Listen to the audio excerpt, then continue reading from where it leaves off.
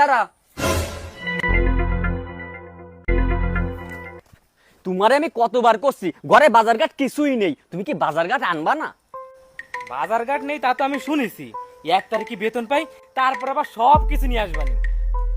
হয় তুমি 10 দিন মাছ মাংস কুরমা পোলাও খায় রাখবা আর 20 দিন ফান্তা ভাতও জটবে না, এইভাবে কোনোদিন সংসার চলে? আব্বা, আমি যে বেতন পাই তা দিয়ে তো সব টাকার বাজার করে নিয়ে আসি, এখন যদি মাস না চলে তাতে আমার কি দোষ? করেন চাচা, আব্বা বলে 500 টাকা পাবে, সেই 500 টাকা দিতে কইছে।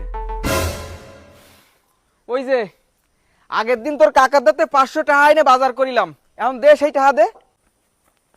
আব্বা, তুমি তো জানো মাসের প্রথমে বাজারঘাট করে হাতে এখন কোনো টাকা নেই, এই এখন যাব অফিসে আটটি। তা থাকবে কি রে, তুই মাসে বেতন পাস 30,000 টাকা, অথচ আজকে মাসের 20 তারিখ 500 টাকা দিন আসত করতে পারতেছিস নে। তোরে আমি আগেও বুঝাইলাম যে এইভাবে বাজার করে বেহিসাবি খরচ করিস না, অল্প টাকার বাজার করে অন্তত কিছু টাকা হাতে রাখ, বিপদের সময় কাজে লাগবে। আব্বা, মাইজে ভাইতে অ্যাক্সিডেন্ট করেছে, অবস্থা খুবই খারাপ, সবাই হাসপাতালে নিয়ে গেছে, তোমরাও তাড়াতাড়ি চলো।